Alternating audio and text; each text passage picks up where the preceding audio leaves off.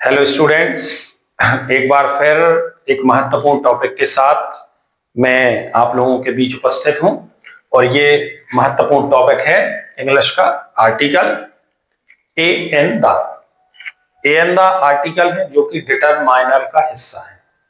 Determiner मान निर्धारक, निर्धारित करने वाले शब्द। आर्टिकल के अपने आप में कई सारे अर्थ होते हैं, लेकिन जब ए एन द के रूप में आए तो इसका मतलब है कि एक प्रकार से determiner.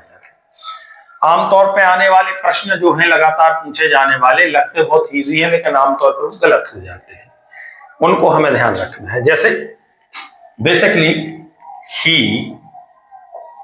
Is blank S D O, ये क्वेश्चन है, सामान्य सा क्वेश्चन है, फिलअप करना है ए एन द में से।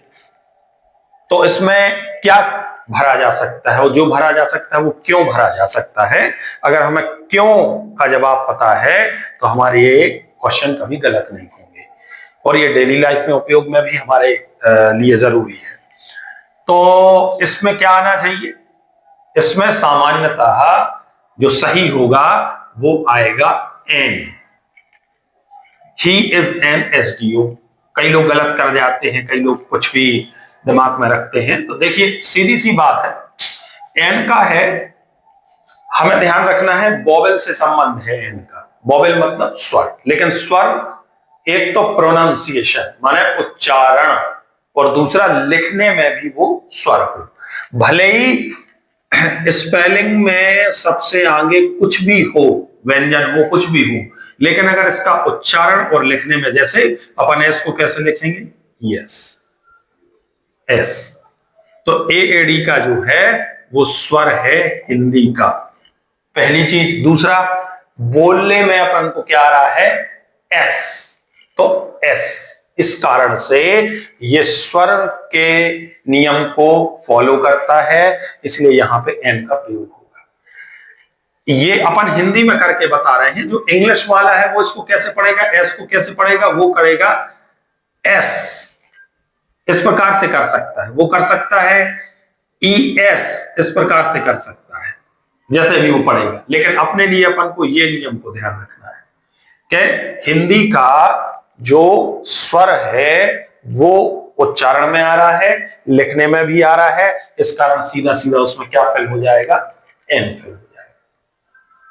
क्लियर? हाँ।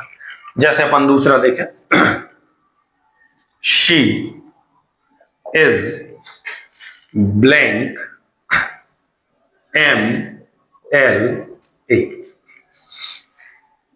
तो इसमें क्या आना चाहिए, बिल्कुल ऊपर जैसा है, एन एम एल ए, क्योंकि एम भले ही स्पेलिंग व्यंजन से शुरू हो रही है, कॉन्सोनेंट से शुरू हो रही है, उससे कोई मतलब नहीं है। उच्चारण और हिंदी में लिखना दोनों स्वर से हो रहे हैं, तो काय का प्रयोग करेंगे, एन का प्रयोग करेंगे। इस प्रकार से अपन एन का प्रयोग, ये सबसे कंफ्यूजन करने वाले हैं, तो इस प्रकार से हम उसको समझ सकते हैं। ठीक है, जैसे my father is blank university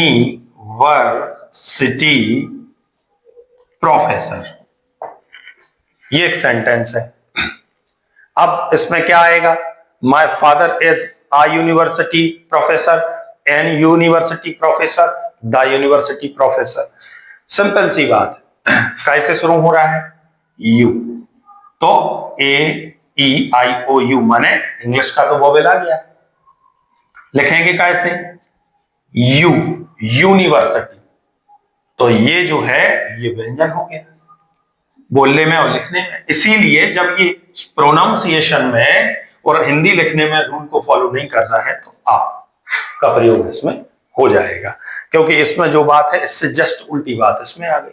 तो स्पेलिंग कैसे शुरू हो रही है इससे ज्यादा मायने नहीं है, प्रोनाउंसिएशन क्या है, हिंदी में कैसे लिखेंगे, वो ज्यादा मायने रखता है। इनको अगर आप ध्यान रखेंगे तो आपके ये कभी गलत नहीं होंगे। देखते रहिए हमारा चैनल और लगातार सीखते रहिए। Thank you.